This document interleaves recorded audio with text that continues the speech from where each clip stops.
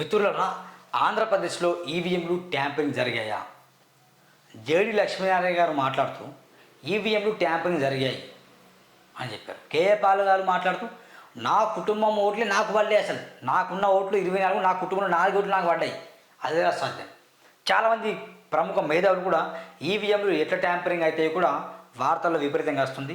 పోలైన ఓట్లు ఎన్ని, ఈవీఎం అంటే ఆ యొక్క ఈవీఎం మిషన్లో ఓట్లు ఎన్ని అని చూస్తే డిఫరెంట్ చాలా కనిపించింది.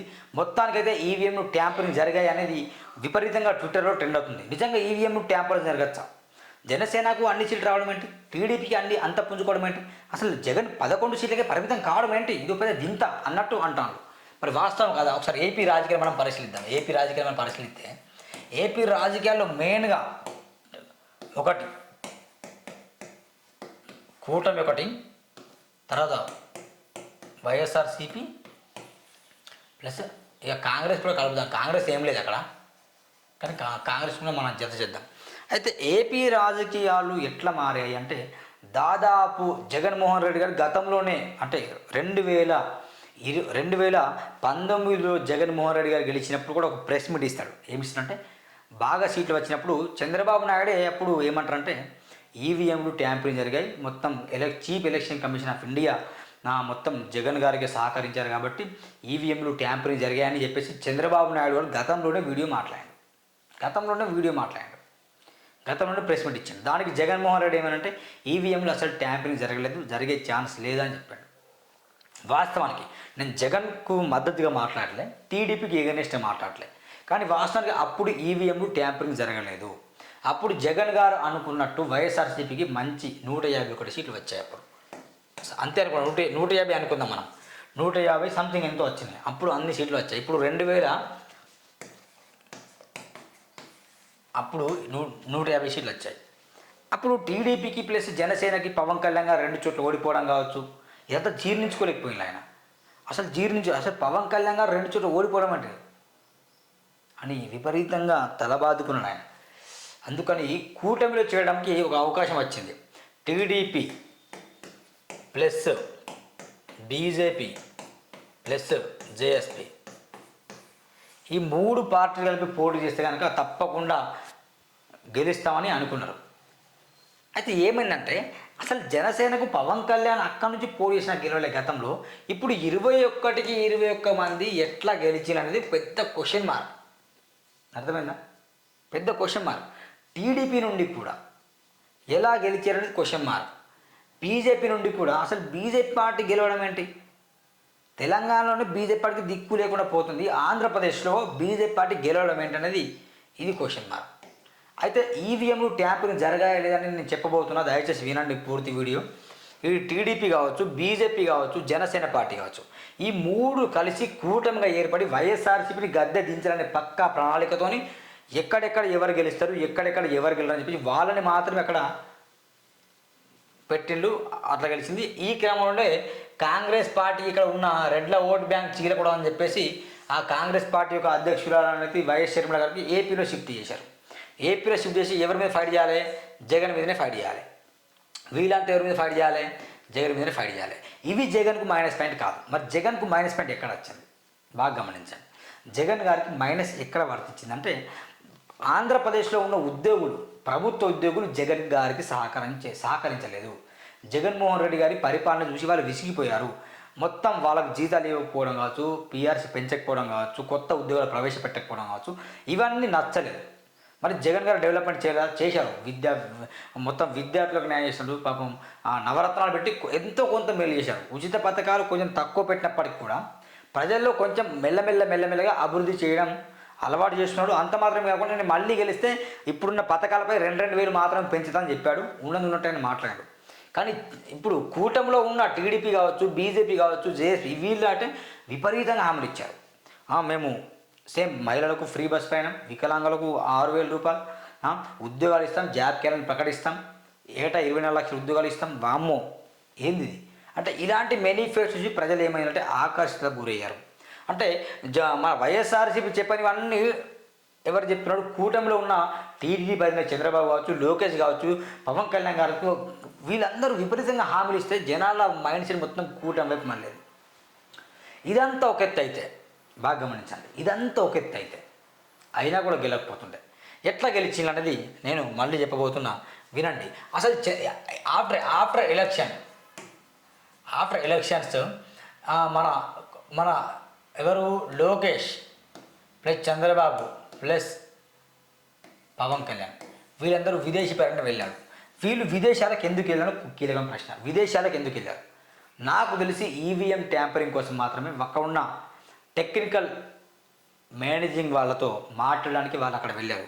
సూరన్ అదిలా సాధ్యం ఈవీఎంలు హ్యాక్ చేయొచ్చు అంటే బరాబర్ హ్యాక్ చేయొచ్చు. ఎగ్జాంపుల్ నేను చెప్తాను. ఇదొక ఫోన్, ఓకేనా? ఇదొక ఫోన్. ఈ ఫోన్లో యాప్స్ అప్డేట్ వస్తాయి. ఈ ఫోన్ నేను తయారు చేయలే, ఈ ఫోన్ నా దగ్గర ఉండి, ఈ ఫోన్కి తయారు చేసిన దీనికి దానికి ఏం కనెక్షన్ లేదు, వైర్ ఏం లేదు అక్కడ. ఈ ఫోన్ నా జేబులు ఉంటుంది, ఎప్పుడు నా దగ్గర ఉంటుంది, కానీ అప్డేట్ వస్తుంది. ఎగ్జాంపుల్ ట్విట్టర్ చూసిన, గతంలో ట్విట్టర్ అనేది TWI TTAI ఇట్లా ట్విట్టర్ వేరే గుర్తుండే, బ్లూ కలర్ గుర్తు ట్విట్టర్ ఉండే. ఆటోమేటిక్గా ఎక్స్గా మారిపోయింది. ప్రతి సెల్ వితౌట్ నువ్వు డౌన్లోడ్ చేసినా చేయకున్నా ఆల్రెడీ నీ సెల్లో గతంలో ఉన్న ట్విట్టర్ ఉంటే కనుక అది ఎక్స్లా మారిపోయింది. ఎట్లా మారిపోయింది? వీడిని తయారు చేసినోడు ఏం చేసినంటే ఎక్స్లా చేసిండు. ట్విట్టర్ని వేసినాడు ఎక్స్ ఏకమా. అందుకే ఎక్స్ వేదికగా పవన్ కళ్యాణ్, ఎక్స్ వేదికగా జగన్మోహన్, ఎక్స్ వేదికగా KTR, ఎక్స్ వేదికగా RS ప్రవీణ్ కుమార్. అంటే గతంలో ట్విట్టర్ అంటున్న వాళ్ళు ఎక్స్ వేదిక అనడం ప్రారంభించారు. ఎందుకంటే ఎక్స్గా మారిపోయింది. సేమ్ ఈవీఎం కూడా ఆఫ్టర్ చిన్న సెల్ ఫోన్కే ఇంత టెక్నాలజీ ఉంటే, సెల్ ఫోన్ని తయారు చేసినవాడే సెల్ ఫోన్లో అప్డేట్స్ పంపిస్తే ఈవీఎం మిషన్లు తయారు చేసినప్పుడు తప్పకుండా అప్డేట్ చేస్తాడు.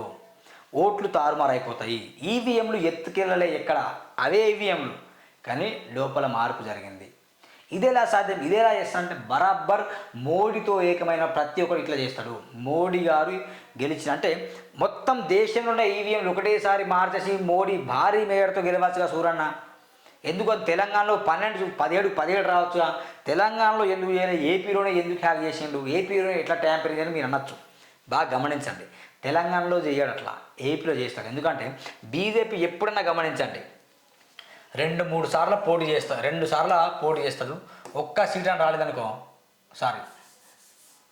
ఒక్క సీట్ అని తన రాలేదనుకో, ఇక మైండ్ సెట్ మారుతుంది. ఈ ప్రజలు ఓట్లు వేసేలా లేరు బై, ఈవీఎంలు హ్యాక్ చేయాలి, ట్యాంపరింగ్ చేయాలని మొదలుపెట్టేసి వాళ్ళు మొత్తం ట్యాంపరింగ్ పైన ఎక్కువ ఫోకస్ చేస్తారు. ఫోకస్ చేసేసి వాళ్ళు ఆఖరికి 1-2 సీట్లను గెలవాలని ట్రై చేస్తారు. అందుకే అనంతవరంలోని ధర్మావరంలో కేతిరెడ్డి గారు ఉదయం లేస్తే ప్రజలతో ఉండే వ్యక్తి. ఈవెన్ జగన్మోహన్ రెడ్డి గారు కూడా ఉదయం లేస్తే ప్రజలతో ఉండలేదు, ఆయన సీఎం కాబట్టి. కేతిరెడ్డి ప్రతిరోజు ప్రజలతోనే వెళ్తుండేవాడు. ఇప్పుడున్న అవినీతి పరులలో కేతిరెడ్డి లాంటి నాయకుడు ఎవరైనా ఉండరా? చెప్పండి. కేతిరెడ్డి తురుముతో పని చెప్పట్లే, కానీ కేతిరెడ్డి బయట స్కాములు చేసిండు, అవినీతి చేసి అవి పక్కన పెట్టండి. కేతిరెడ్డి లాగా ప్రజల్లో వెళ్ళి నాయకులు ఎవరైనా ఉన్నారా? లేరు. పాప కేతిరెడ్డి మాట్లాడుతూ అక్కడ భరత్ కుమార్ అనే వ్యక్తి బీజేపీ నుండి పోటీ చేసిండు. 2 రోజుల ముందే వచ్చినాయన, జస్ట్ 2 డేస్ ముందే వచ్చినాడు. బీజేపీ నుండి పోటీ చేసిండు. బీజేపీ అక్కడ గెలవడం ఏంటి అనేది ఒక కీలకమైన ప్రశ్న. కేతిరెడ్డి గెలవడం ఏంటనే ఒక కీలకమైన ప్రశ్న. కేతిరెడ్డి ఓడిపోవడం ఏంటి, భరత్ కుమార్ గెలవడం ఏంటి అనేది ఒక కీలకమైన ప్రశ్న.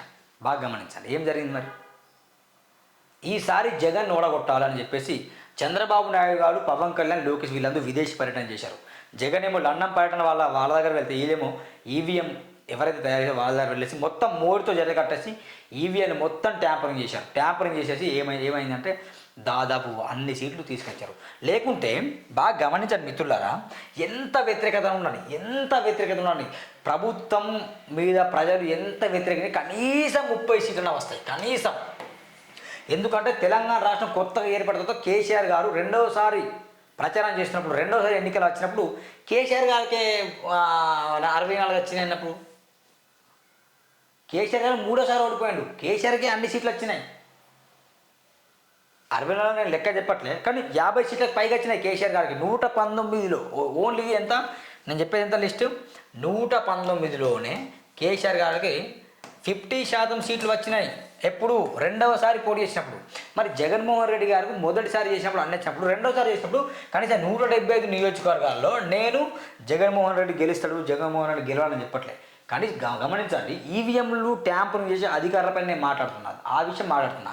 175 నియోజకవర్గాలు కనీసం 30 అన్న వస్తే, 30% కాదు సార్, 30 సీట్లు అన్న వస్తే బాగుంటుండే కదా. కానీ 11 రావడం ఏంటి? నిజంగా అంత వ్యతిరేకంగా ఉన్నాం. ఎంత వ్యతిరేకంగా ఉన్నా కానీ ప్రతిపక్షంలో ఉన్న వాళ్ళు గెలిపిస్తారు జనాలు. 11 సీట్లు అంటే లాజిక్ అర్థమైందా? ఈవీఎంలు 100% ట్యాంపరింగ్ అని. అందుకే పవన్ కళ్యాణ్ గారు కావచ్చు, చంద్రబాబు నాయుడు కావచ్చు, ఖుషి సంతోషంగా లేరు. వాళ్ళు ప్రజలు ఓటేస్తే గెలిచిన వ్యక్తులు కాదు, ఈవీఎంలను మారిస్తే గెలిచిన వ్యక్తులు, ఈవీఎంలు ట్యాంపరింగ్ అయితే గెలిచిన వ్యక్తులు. అందుకే మాకు ఈ విజయం ఆనందాన్ని ఇవ్వట్లేదు. 21 వచ్చినా పవన్ కళ్యాణ్ గారికి ఆనందం లేదట, చంద్రబాబు నాయుడు గారికి ఆనందం లేదట, ఎవరికి ఆనందం లేదట. ఎందుకు ఆనందం లేదు? వాళ్ళ మనస్సాక్షి తెలుసు ఈవీఎం ట్యాంపరింగ్ జరిగాయి, ఈవీఎంలతో గెలిచామని. ఇప్పుడు ప్రజలు గమనించండి, ఇప్పుడు జగన్మోహన్ రెడ్డి గారు కావచ్చు చేయని పరిపాలన వీళ్ళు చేస్తారా? ఆంధ్రప్రదేశ్ ఇప్పటికీ అప్పులో విపరీతంగా ఉంది, ప్రత్యేకంగా ఏర్పడిన రాష్ట్రం కాబట్టి, చీలిపోయిన రాష్ట్రం కాబట్టి. ఇప్పుడు 6,000 ఇస్తారా? ఇంట్లో ఉన్న మహిళలకు 10,000 ఇస్తారా? ప్రతి విద్యార్థికి 1,000 రూపాయలు ఇస్తారా? 20 లక్షలు ఒకటేసారి రిలీజ్ చేస్తారా?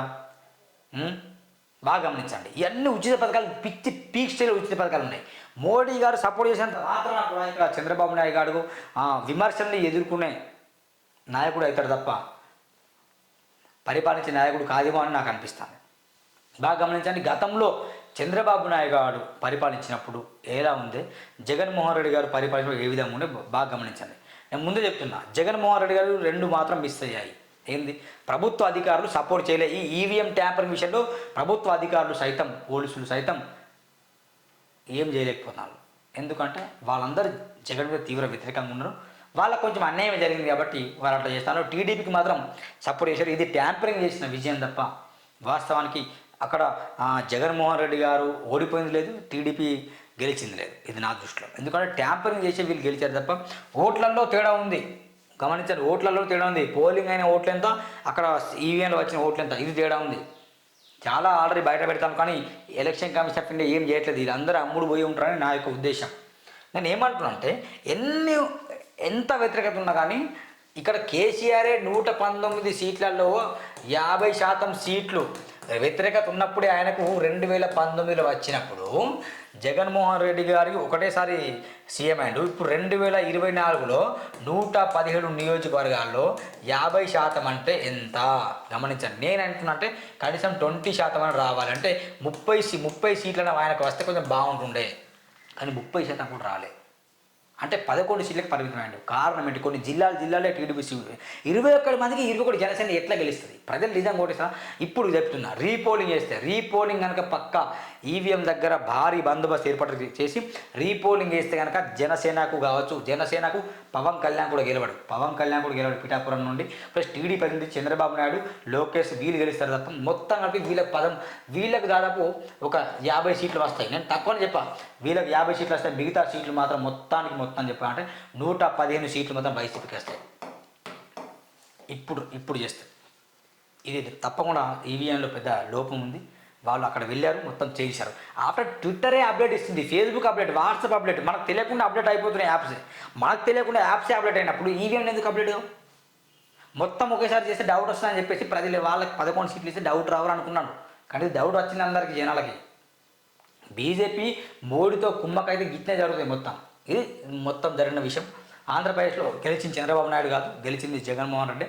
ఏదేమైనా పరిపాలన మాత్రం బాగా చేయాలని చంద్రబాబు నాయుడిని మనసారా కోరుకుంటాను. లెట్స్ చూద్దాం ఏమవుతుందో. Thank you.